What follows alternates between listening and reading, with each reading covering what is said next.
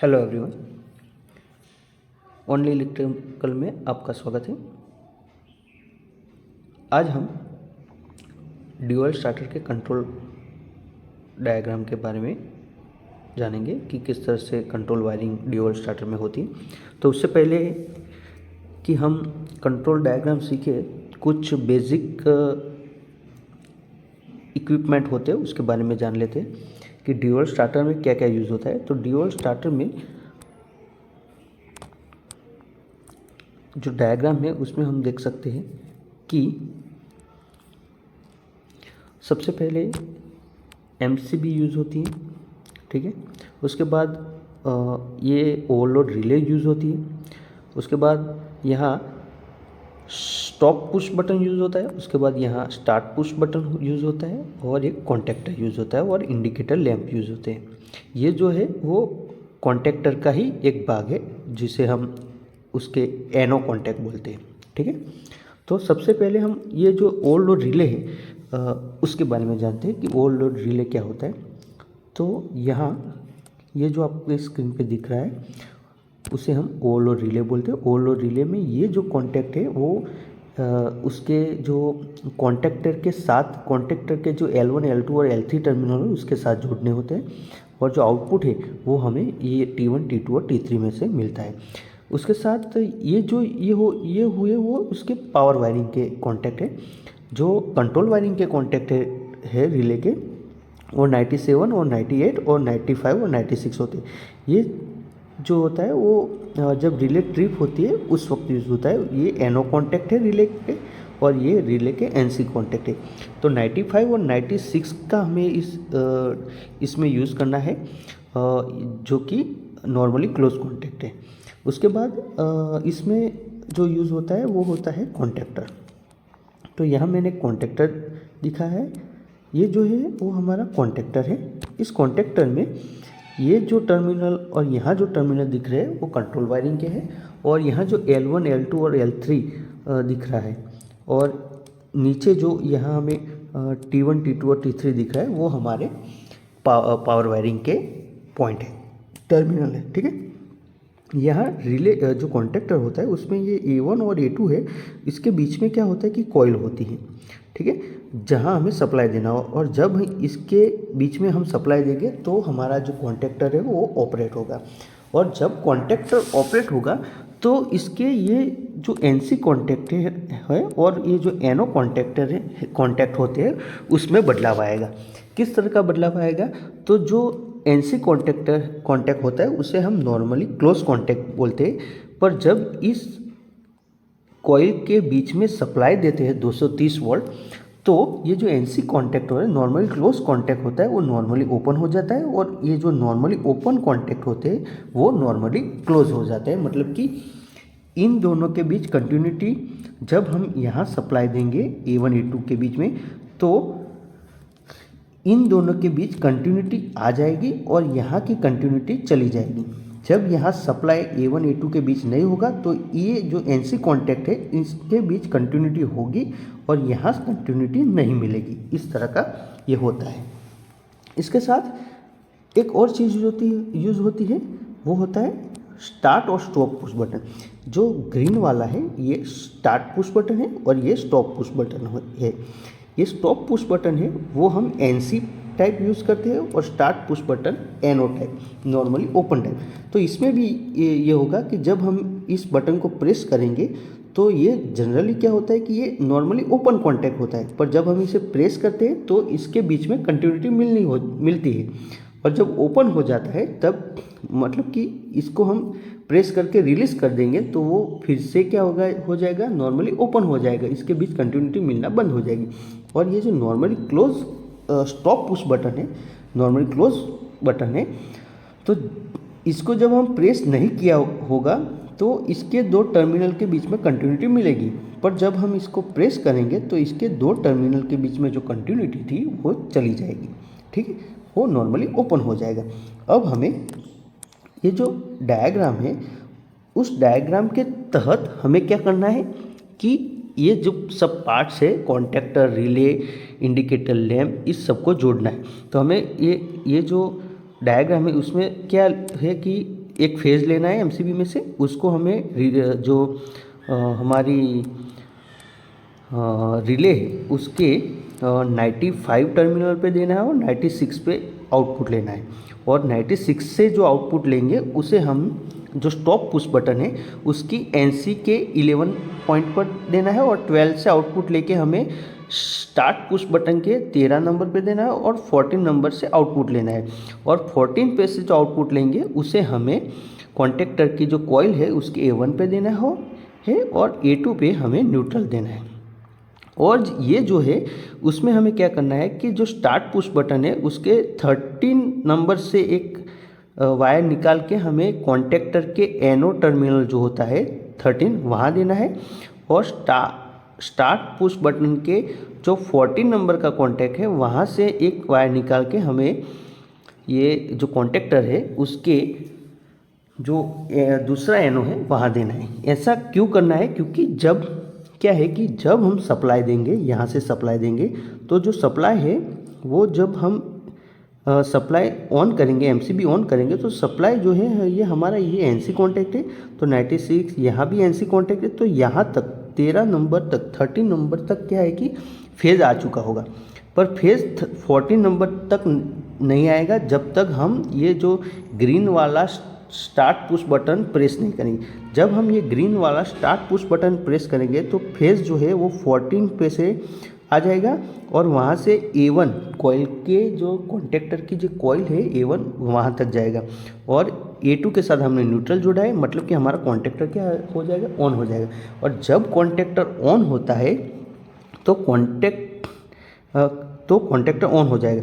पर अब हमारा जो ड्यूअल स्टार्टर है वर्किंग मोड में आ जाएगा। पर जैसे ही हम ये स्टार्ट पुश बटन छोड़ देंगे तो क्या होगा कि यहाँ से सप्लाई ब्रेक हो जाएगा और ये हमारा कॉन्टेक्टर है वो ऑफ कंडीशन में चला जाएगा। तो जब तक हम प्रेस करके रखेंगे तब तक यहाँ से सप्लाई यहाँ तक जाएगा, पर जैसे ही यहाँ पुश बटन को छोड़ देंगे तो सप्लाई आगे जाना बंद हो जाएगा। तो इसके लिए हमें क्या करना है कि ये जो होल्डिंग कनेक्शन हम करते हैं इससे वजह से क्या होता है कि जब हम सप्लाई देते हैं और स्टार्ट पुश बटन दबाते हैं तो यहाँ से तो करंट फ्लो होता है, एक और करंट यहाँ से भी फ्लो होता है। ये जो एनो कॉन्टैक्ट है वो क्या हो जाता है, एनसी हो जाए, क्योंकि कॉन्टैक्टर जब ऑन होता है तो उसका एनो कॉन्टैक्ट क्या हो जाता है, एनसी हो जाता है। इसकी वजह से एक और करंट यहाँ से फ्लो होके यहाँ तक कॉइल तक आता है। अब मान लो कि हम ये स्टार्ट पुश बटन को अगर हम रिलीज़ भी कर देंगे तो एक करंट यहाँ से कंटिन्यूसली यहाँ तक फ्लो होगा, जिसकी वजह से हमारा जो कॉन्टेक्टर है वो कंटिन्यूसली ऑन रहेगा। और बाद में जब हमें कॉन्टेक्टर को बंद करना होगा, सप्लाई को बंद करना होगा, तो हम क्या करेंगे कि यहाँ जो हमारा स्टॉप पुश बटन है उसको प्रेस करेंगे और स्टॉप पुश बटन को प्रेस करते ही जो फेज़ है वो आगे बढ़ना बंद हो जाएगा, सर्किट डिस्कनेक्टेड हो जाएगी।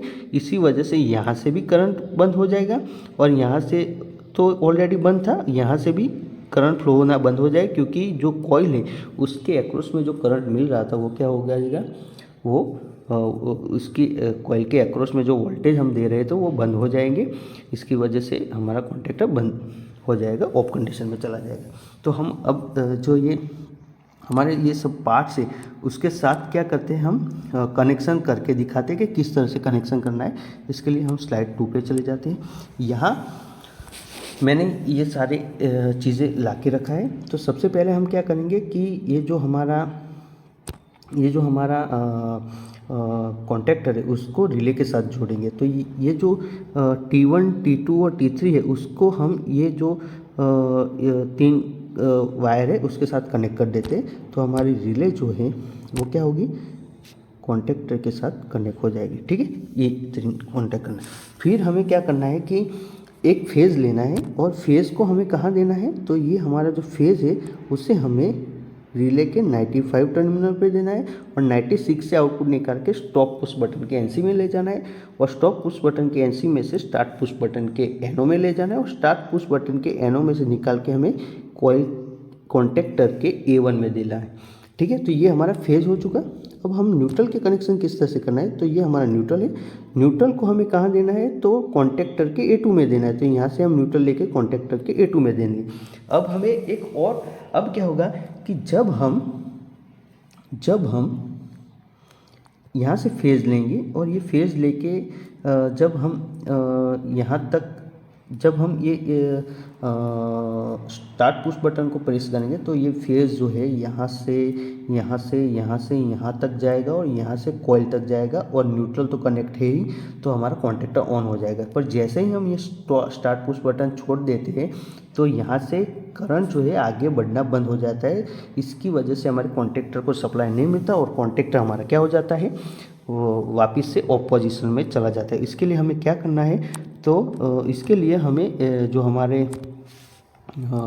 हमारा जो कॉन्टेक्टर है उसका होल्डिंग करना होगा। तो होल्डिंग करने के लिए हम क्या करते हैं कि हम एक यहाँ से जो कॉन्टेक्टर का एनो है वहाँ को एक यहाँ से और एक यहाँ से यहाँ एनो तक हम एक होल्डिंग दे देते। इसकी वजह से क्या होगा कि जब हम सप्लाई देंगे तो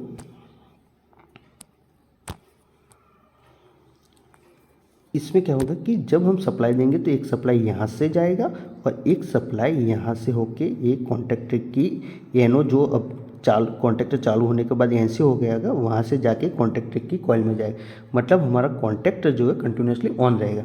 जब हमें कॉन्टेक्टर को बंद करना होगा तब हम स्टॉप पुश बटन दबाएंगे ताकि सर्किट ब्रेक हो जाए और कॉन्टेक्टर को सप्लाई मिलना बंद हो जाए। इस तरह से हमने ये क्या कर दिया है, होल्डिंग कर दिया है। ठीक है, ये हमारा होल्डिंग हो चुका। अब हम जब स्टार्ट पुश बटन दबाएंगे तो हमारा जो क्या है कि कॉन्टेक्टर ऑन हो जाएगा और जब हम स्टॉप पुश बटन दबाएंगे तो हमारा कॉन्टेक्टर ऑफ हो जाएगा। अब ये जो इंडिकेटर लैंप है इसका कनेक्शन कैसे करना है, तो इंडिकेटर लैंप में सिंपल है कि हमारा कॉन्टेक्टर कब ऑन होगा ये इंडिकेट करना है ग्रीन बल्ब से। तो हमारा कॉन्टेक्टर तभी ऑन होगा जब कॉन्टेक्टर की जो ये A1 और A2 कॉइल है उसके बीच में सप्लाई मिलेगा। तो हम क्या करेंगे कि ये यहाँ से एक वायर लेके ये जो बल्ब है उसके एक सिरे तक दे देंगे और यहाँ से न्यूट्रल लेके हम एक दूसरा सिरा यहाँ कनेक्ट करने। तो मतलब क्या है कि जब हमारा कॉन्टेक्टर की कॉइल जो है A1 A2 इसके अक्रॉस में सप्लाई आएगा तो कॉन्टेक्टर ऑन होगा, तो तभी ये इसके पैरेलल में, तो उस टाइम ये बल्ब भी ऑन होगा। और हमारा जो कॉन्टेक्टर है वो ऑन होगा।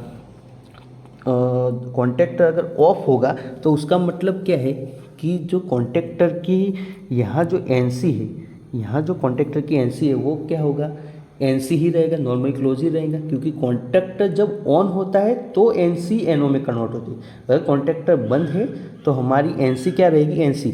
तो हम क्या करेंगे कि यहाँ से एक फेज़ इस एनसी में दे देते हैं। यहाँ हमारे A1 में एक फेज़ आ रहा है जो हमने फेज़ का कनेक्शन किया है, वो फेज़ हम लेके यहाँ एनसी में दे देंगे और ये एनसी है वहाँ से क्या करेंगे,